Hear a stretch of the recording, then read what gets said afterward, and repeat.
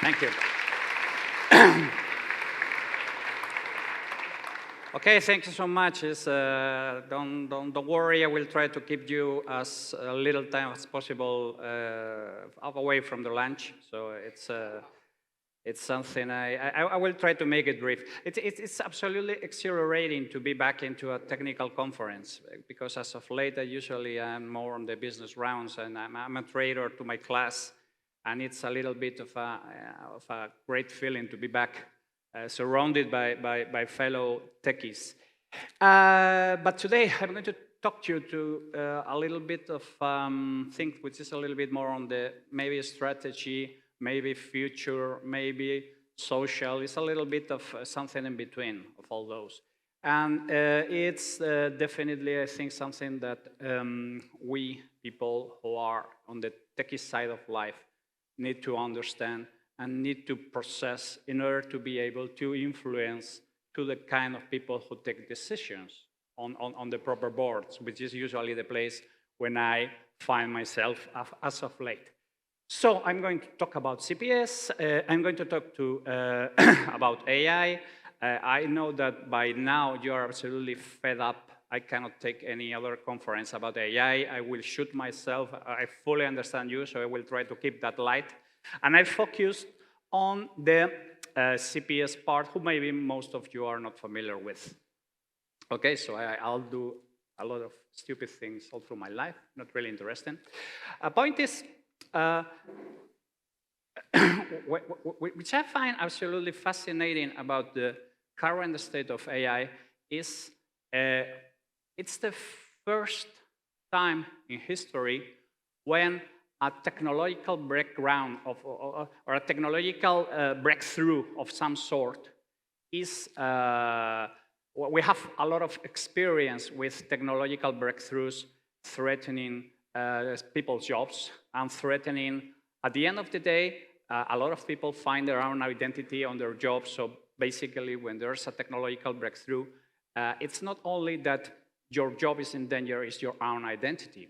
But with AI, it happens something pretty curious, never happened before, and it's the fact that the blue-collar worker is safer than the white-collar worker. So it's the first time in history when you're safer if you're a plumber than if you're a mathematician. It's something that has never happened before. So it's a very strange situation if you just read everything from OpenAI, everything from that the kind of jobs that are under trouble are usually what it was safe places before. This is something that we don't know how it's going to evolve because it's the first time. The usual situation is there's a technical evolution and there are a lot of hand workers who just suddenly find themselves out of job and in the field picking weight with the textile business. That's the usual pattern. We are not really now, we don't really know how is it going to evolve in terms of how it's going to affect us, how it's going to affect the social tissue, how it's going to affect the kind of relationships, the salaries, the business dynamics. It's absolutely ixum draconis. There be dragons. We don't know what the hell is going to happen from this point on. And there is a kind of reflection about which is the safe place for humans now, which is the place that we can call that this is only can be carried out by a human. Because this is something that we have been asking ourselves since the very first major defeats we have suffered regarding fighting with computers. We can recall something in 1997 with Kasparov losing to Deep Blue, and Kasparov was not pissed at all. Even if a lot of people said, okay, chess is over, machines are going to take it over, because at the end of the day, it was about how humans compete with each other. And in fact, Kasparov had a very interesting insight that I think that it's something that we have to take into account, is the idea of the centaur. It's the idea of the mixed human and computer interaction as a different thing from human alone and computer alone.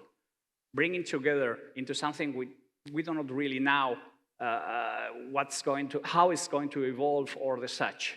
And again, this is chess, at the end of the day, in terms of computational cost, is pretty narrow. It has been some kind of staple of human intelligence or human strategy of sorts.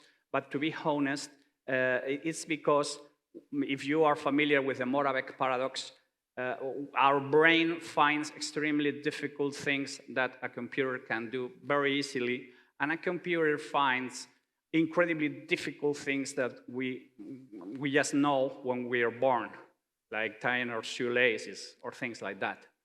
So the point is that there is a field of expertise when basically we cannot touch computers. But the other way is, okay, what's the part of humanity that computers still can touch and probably won't touch ever? The problem with all this is that we have been calling thinking and we have been calling intellectual work to a lot of what I call fake intellectual work of sorts. Involves things like getting to the data, picking some data, somehow cleaning it up and show it into an understandable and fashionable way. Okay, this is a battle we have already lost with the last waves of artificial intelligence. So there is plenty of people who proud themselves that they are doing intellectual work that, okay, you are not. In fact, you are doing something of a data gathering, data cleaning, data showing, and building some kind of a tail on top. And this is something that we have lost to computers with the last emergence of LLMs and all the such. As I expect in a technology conference, some of you at least will be science fiction aficionados, and with the advent of Dune, maybe you have not read the novels, but you have seen that pretty couple in the movies. But Dune has a very dark story inside, which is about the rise of computers who think, and the fact that humanity became tremendously lazy after that. And it's very strange when you just face yourself with a science fiction movie where, well, there's no computers, there's no robots, there are no androids, there's no artificial intelligence to see, and most of the thinking are made for people who basically are fucking dragged out of their minds. So it's a very interesting reflection regarding, okay, we are going to fight computers to death. This scene was called the Butlerian Jihad or something like that, when basically the ring of the computers was over and humans take back the whole thing. We just have a pendulum swing, and all the computing was made with mentats or by Bene Gesserits, who basically were humans completely enhanced by drugs, by the way, but they took all the thinking. We are not so far from this. If some of you are aware, probably, there was a lot of women doing calculations from NASA on several of the Apollo missions and the such, because there was not enough computational power, and still a lot of things were made by humans. But it is a little bit metaphorical, this kind of taking back what computers once had. So I call this concept human sanctuary. And it's about, okay, what's left to us once that computers have taken another staple, another things that were intended basically from the start as human only. And it maps very well with a discipline that I've been teaching and studying for more than a decade, which is called complex problem solving. So basically that human sanctuary is roughly mapped with a lot of characteristics of a skill which is called complex problem solving. And it's very interesting because even if we have been, as humans, studying complexity since the 50s, there has been a lot of problems trying to define precisely what the hell is complex problem solving, even if it's something that we humans have been doing since the dawn of humanity. This is a paper which I basically consider as definitive. This is from Funke and Dorn. And they explain which is a complicated problem, which is a complex problem, and what do we call complex problem solving. Okay, that paper is from 2017. So basically, we have needed since the 50s to basically 6-7 years ago in order to provide a proper association of, a proper definition of what complex problem is. And they say, this is completely verbatim from the paper. They say, okay, there are well-defined problems when it's clear the data we need, what the problem asks for, what the results are expected and the such, and those can be tricky, like those kind of matches, problems and the such, but they're perfectly defined. There is a way of doing the solution, and there's a clear way of provide a proper solution. Problem is that most problems in reality are not so clear. The boundaries are not so clear. The target state is not clear. The objectives are not so clear. This is from 2017. They're offering about, okay, what the hell is a good solution for the conflict within Israel and Palestine? Most of the solutions that are being offered are ideologic in nature instead of being driven or articulated by reason and trying to offer a concrete solution that could be agreeable for both sides. This is also called, in Anglo-Saxon terms, a wicked problem. There has been different names for concepts which are barely associated and such and closely associated, but it refers to this kind of complex situations we face. And there's a definition here, which is this type of problem is called a wicked problem, and it's of vital importance to this paper. All psychological processes that occur within individual persons and deal with the handling of such ill-defined complex problems will be included under the general term of complex problem solving. Okay? So we have a formal definition. But again, think again. This is something that we have been done since the dawn of humanity, and this paper is from 2017. So it's not easily tackled. It's an animal which is not easily caged. But take into account something that this is important from a business point of view, not only from the complexity science thing, because anything can turn quickly into a complex problem. I don't know if any of you have dreams of childhood of being a rock star. I'm sorry to inform you that that window is closed. That was, rock stars, you know, like Freddie Mercury's birthday with dwarfs carrying cocaine, staples on their hair. Don't tell me Taylor Swift, don't tell me Bad Bunny, don't bring me crap, rock stars. Okay? The story is, the year that the record industry got the most profits in history was 2003. That was the year that most devices were sold, combining DVDs, CDs, LPs, and all different formats. 3 years from that point, 2006, all record companies were either broke or sold to multimedia conglomerates. An industry that worked like clockwork for 50 years basically disappeared in a 3 year period. So Nicholas Taleb uses another metaphor for this, which is called the turkey in Thanksgiving. Okay, if you're a turkey, and you say, okay, they're treating me well, they're feeding me, everything is okay, everything is nice, and then Thanksgiving arrives. If you just make a regression and say, okay, my life is going to be rosy. No, it's not. So, point is, this is a fascinating book. I strongly recommend. I may be responsible for the sale of thousands of these books in Spain, and the recent translation, which is Good Strategy, Bad Strategy by Richard Rumelt. Rumelt is the father, I think, of modern strategy. Forget Drucker, forget Porter. I think they're a little bit out of touch, with all due respect. And Rumelt this book is absolutely key.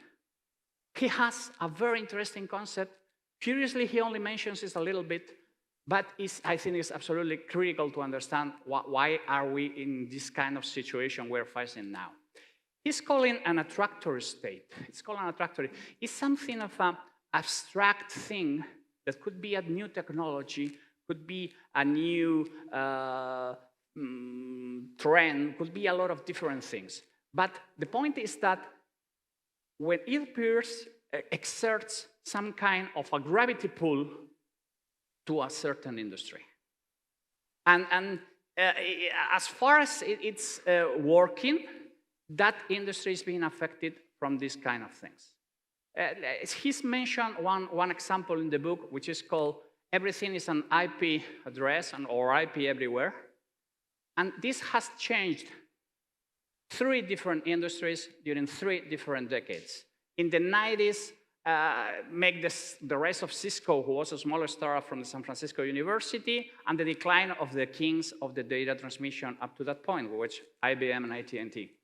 Following decade, we already mentioned what happened to the record industry, and the following decade, it appears the IoT, and then everything was blasted again, and it collaborated to the emergence of a couple of bigger technological trends like big data and, for example, cloud computing.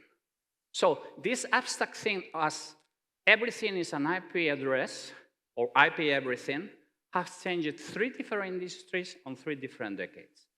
Okay, the good or the bad news is that we currently are under the stress of 5 simultaneous big attractors.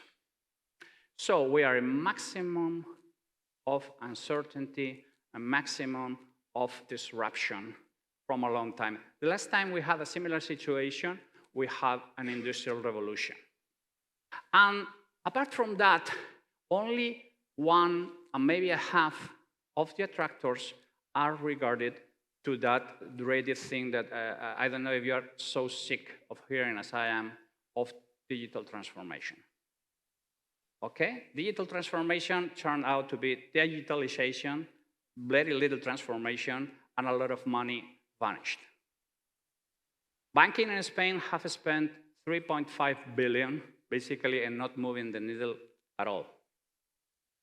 So, okay, this is going to be bumpy. Fasten your seatbelts. The night is going to be bumpy. It's interesting because there's a lot of work on the complexity side of life, but there's very little on the problem-solving side of life. So there has been an absolute unbalance between the amount of time that we have dedicated to analyze the roots of complexity.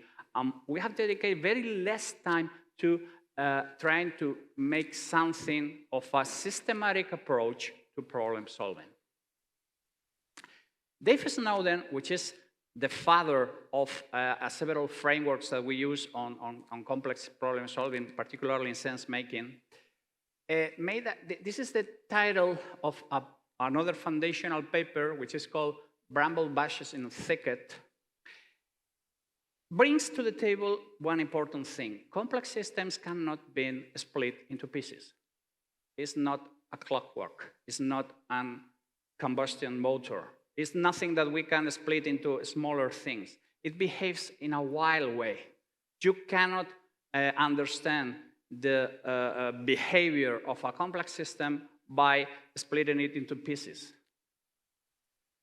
The behavior is an emergent property of the way the complex system is addressed.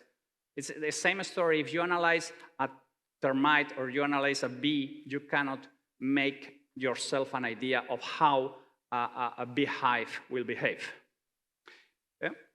So, this person has created a lot of tools for one very important part of complex problem solving, which is sense making.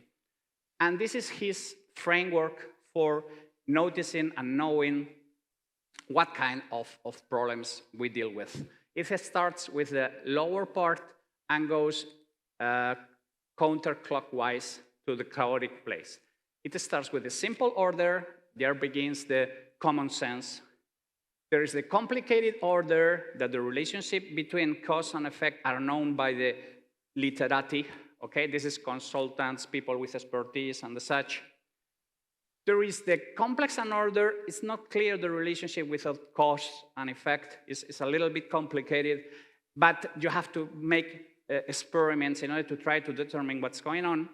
And there is the chaotic disorder when you don't know what the hell is going on, and you don't have time for experiments, but you have to act and then try to extract knowledge from that part. Complex problem solving deal with the left side of the diagram. And again, the science has been here from the 50s, and only applied complexity appeared on mid of the past decade, probably as a result of complex problem solving appearing in one of the first reports of World Economic Forum regarding the future of jobs. But as the world has turned into the uncertainty machine we already mentioned, we are start listening things like this. This is a diagram from one of the disciples from Dave Snowden made to the higher echelon of directives at Banco Santander. So this is penetrating somehow the system, okay? But point is, this is from a corporate deck of a company of mine. It's completely different from consulting. Consulting is about what you know. Complex problem solving is about how professional you are knowing what you don't know. If we just make a mapping with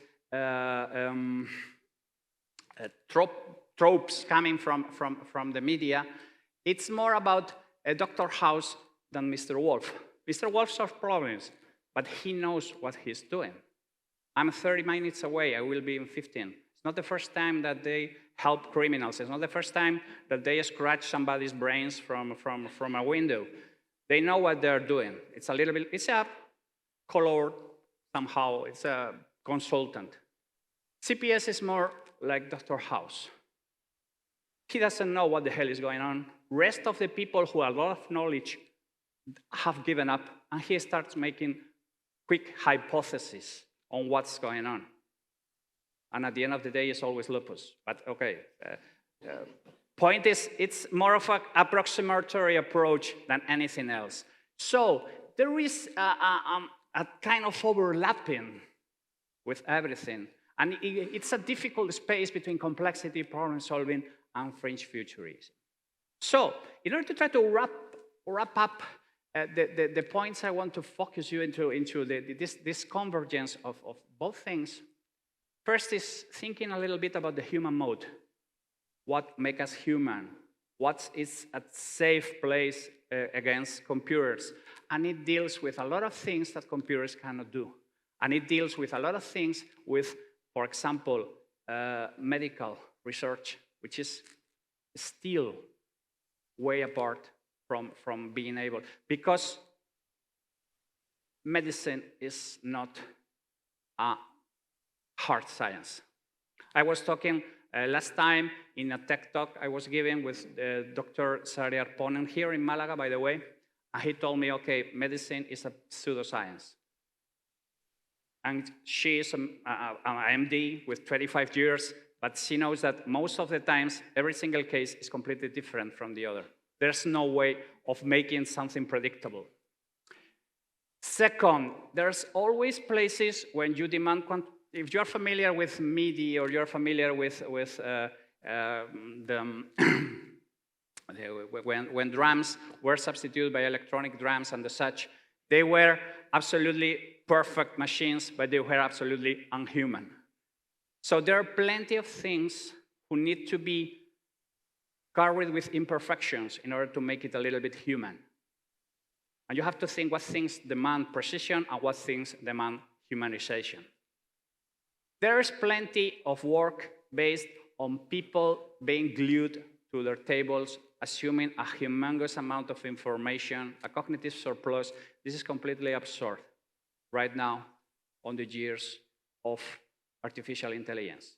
So there's plenty of jobs and plenty of processes which are reliant on this kind of thing, which is completely obsolete right now. There is what I call the silent hill fog. When you have maximum uncertainty, you're familiar with that sensation that you know that the silent hill fog was a technical problem. The PlayStation didn't have enough juice in order to move all the polygons, and then they created this in order to jump over the limitations. But the point is that it worked because when you don't know what's going in the future, you get anxious. And that's what we are having right now. We don't know what the hell is going to happen in the next 6 months. And this is making us anxious. And we have to try to live with the fact that it's going to be that way for a long time. There is something, I always talk, there is a couple of chats about me about, there is a certain way of approaching things that has to do with improvisation, being able of having not everything planned, and which I'll call Hispanic CPS, which is very, very in sync with what Hispanic people do. They are very able to work under not completely under control situations. And this is something of a skill that you should try to grasp as soon as possible. IA is really an exoskeleton. It's something that is going to multiply what you are. It's going to multiply you 30 per, 40 per, 50 per, but if the X that is you is 0, 50 per 0 is 0. So it's going to show your imperfections widely and your strong points widely. This is very interesting because I tell people that when you have a complex problem, not all causes contribute the same. This is from an old comic from Spain when there were a little bit of 44 episodes books with 4 pages each, and every single schema was exactly the same. If you just compare, for example, the 12 labors of Hercules, some of them were easier than the other. This is what reality is usually. Some things are more important, some things are less important, and trying to map everything is a little bit of something that you need to do. It's very important that you recognize that some problems are about making it better and cost saving, but some of them are going to demand more shooting, which is a absolutely huge jump in terms of demands of talent in order to be carried away properly and such. There's a lot of things who, for example, in Big Four consultancy have been approached with a Sergin. If any of you is a player of StarCraft, would be familiar with the Sergin approach, which is basically throwing people, throwing arms, throwing brains, in order to try to overwhelm the things. No, this is more about thinking than throwing a lot of bodies into a problem, okay? There is a very interesting thing, which is about, there is a huge panic about sense making. I don't know if any of you are familiar with this diagram. This diagram was made by General Stanley McChrystal when they asked him about what to do at Afghanistan. And they told him, you have to take care about all of this. What did the Pentagon do? They just recalled him. And of course, after that, US just had to go infamously from Afghanistan. There's a lot of panic when somebody puts you in front of how complex solving one thing is. Most of us want simple solutions to complex problems. That's simply something that does not exist. And we have to deal with the real underlying complexity of a lot of things that we are tackling very, not particularly in the proper complexity level they deserve. And point is that 19%, there's a 19% rate of failure on complex problems. And we're going to tackle more and more complex problems, and the ratio of failure is going to rise. And the problem is just basically that we are not accustomed to deal with them. And what I think is that the AI would be some kind of, that point if you are familiar with 2001, when the monkey just touched the monolith and there's some kind of a evolutionary jump ahead, in there they can, from that point on, tackle bigger problems, face bigger things. So, 2 things I want you to take you home. First, don't compete with machines when they already are better than us. If you're familiar with Moneyball, there's a point when Billy Bean say, if we play like the Yankees here in the office, we're going to lose with the Yankees out there in the field. We should avoid trying to compete with things that computers beat us with their hands tied. And second, there are plenty of works that have been passed as intellectual things which are not, which are basically theater of knowledge, accumulating data, what I call dried leaves of intellectualism. This is going to be wrapped, this is going to be swept by the peer of AI. And this is going to bring a lot of consequences that we don't really know yet what's going to happen. But what defines humanity is complicated.